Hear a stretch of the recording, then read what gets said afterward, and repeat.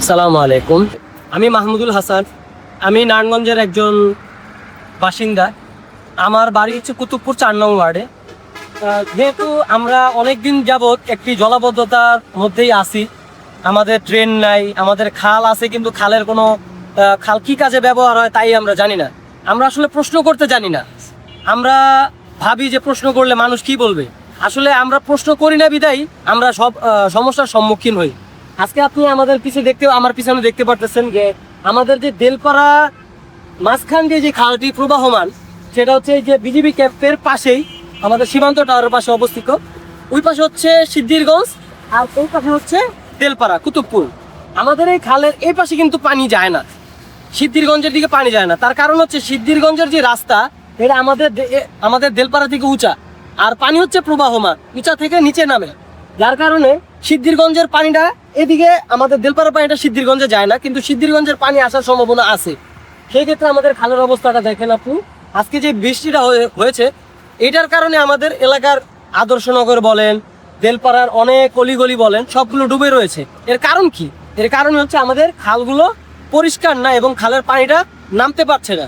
অবশ্যই আমাদের ভিডিওতে সাথে থাকবেন এবং দেখবেন যে আমাদের প্রবলেমটা কোথা থেকে হচ্ছে এবং এটা নিরসনের ব্যবস্থাটা কিভাবে করা যায়। অবশ্যই আমাদের সাথে থাকবেন।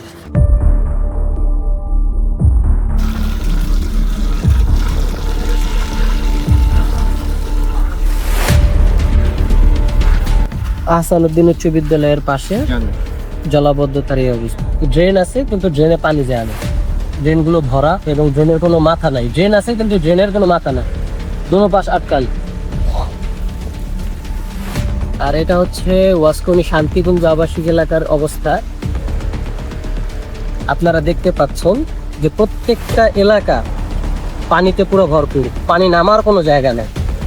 এই এলাকার যে এত জনবহুল একটা এলাকা, এত বাড়ি ঘর, এত উঁচু উঁচু দালান কোঠা, তারা কিভাবে চলাফেরা হবে?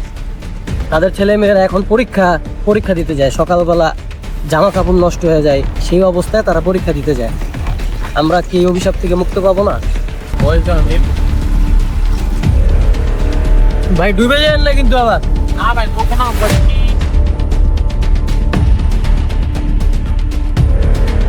এটা বলতে চাইছিলাম, এই রাস্তাটা দেখতে পাচ্ছেন যে আমাদের যে কুতুবপুরের যে পানি যে জায়গা থেকে বের হয় সুইচ গেট, এই সুইচ গেট থেকে ওইরকম তো পানি বের হচ্ছে না, যার কারণে আমাদের এলাকার পানিও নামতেছে না। কিন্তু আমাদের সুইচ গেট থাকা সত্ত্বেও পানি যাচ্ছে না। কিন্তু এটার প্রতিকার কি? কোনো প্রতিকার তো আমরা বুঝে পাচ্ছি না।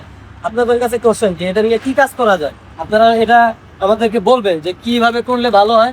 আমাদের যারা জনপ্রতিনিধিরা আছে তারা এই বিষয়টা যদি কর্ণপাত করে তাহলে আমাদের জন্য স্বস্তির বিষয় হয়ে দাঁড়াবে। এটা আপনারা এই বিষয়টা একটু দেখবেন, কারণ আমাদের এলাকা তো ডুবে গেছে কিন্তু আমাদের সুইচ গেট থাকা সত্ত্বেও আমাদের পানি যাচ্ছে না। আমাদের যে সুইচ গেটের যে অবস্থা, জনমানুষ যারা বলতেছে যে এখানে হেঁচা হয়, পানি ফালায়, কিন্তু এখানে পানি জমলে তারপরে এটা নদীতে ফালানো হয়।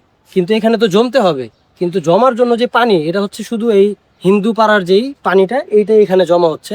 কিন্তু আমাদের যে ৪ নং ৫ নং ৬ নং ওয়ার্ডের যে পানিটা, এই পানিটা আপনাদের এখন দেখাচ্ছি পানিটা কোন জায়গায় আটকে রয়েছে। কুতুবপুরবাসী আপনারা দেখতে পাচ্ছেন, এখন আমি আছি হচ্ছে বৈরাগী বাড়ির যে আমাদের রেল জায়গাটা আছে, এখানে আছি। আমাদের খালের অবস্থাটা দেখেন আপনি। আমাদের যে বেলপাড়া ক্রস করে যে খালটা এখানে আসছে, সেই খালটা এখানেই সমাপ্তি হয়েছে, কিন্তু এখানে কোনো পানি যাওয়ার কোনো লাইন নেই, সব হচ্ছে ভরাট। এই জায়গায় আমাদের জনপ্রতিনিধিদের যেই কাজ ছিল যে এইটার একটা সুন্দর ব্যবস্থা করা, সেটা কি আমার প্রশ্ন থাকবে যে আপনারা এই জিনিসগুলো নিয়ে দেখেন। আর আমাদের মহল্লার আরও কিছু মানুষ আছে, অনেক মানুষ আছে যারা বলেন যে আমরা অনেক ভালো আছি। তাদেরকে বলবো যে ৫তলা থেকে নেমে আপনারা গাছতলায় আসুন, এসে মানুষের দুঃখ কষ্টগুলো দেখুন এবং অনুভব করুন। কুতুবপুরের মানুষ আসলে ভালো নেই, তারা জরাজীর্ণ অবস্থায় আছে। রাস্তা নাই, ওইরকম ড্রেন নাই, ড্রেনের সুব্যবস্থা নাই, খাল নাই, আমাদের প্রত্যেকটা বিষয়ে সমস্যা। তাই আমাদের জনপ্রতিনিধি আব্দুল্লাহ আলামিন ভাইয়ের কাছে আমার আকুল আবেদন থাকবে। অবশ্যই আমাদের এমপি সাহেব এই বিষয় নিয়ে সংসদ পর্যন্ত পৌঁছে গেছেন এবং আমাদেরকে আশ্বাস দিয়েছেন যে খুব শীঘ্রই আমাদের এলাকার এই দুরবস্থাগুলো দূর হবে। আমি আব্দুল্লাহ আলামিন ভাইয়ের কাছে আরেকটি রিকোয়েস্ট রাখবো যে আমাদের কুতুবপুরটা আংশিক নয়, আমাদের পুরা কুতুবপুরটাই আমরা সিটি কর্পোরেশনের মধ্যে চাই। এটা আমাদের একটি জোর দাবি। তাই আব্দুল্লাহ আলামিন ভাইয়ের কাছে আমার অকল আবেদন যে এই জিনিসগুলো যদি খুব তাড়াতাড়ি সমস্যাগুলো দূর হয়, তাহলে আমরা এই দুর্যোগ থেকে নিস্তার পাবো। এই বলেই আমি আমার এই সব কিছু শেষ করছি। অবশ্যই আপনারা আমাদের পাশে থাকবেন এবং ভালো কাজে পরামর্শ দিবেন। আপনাদের পরামর্শই আমাদের সামনে আগাতে সাহায্য করবে এবং আমাদের স্পিড ধরে রাখার সব কিছু আমরা ফিরে পাবো। যা ইনকিলাব জিন্দাবাদ।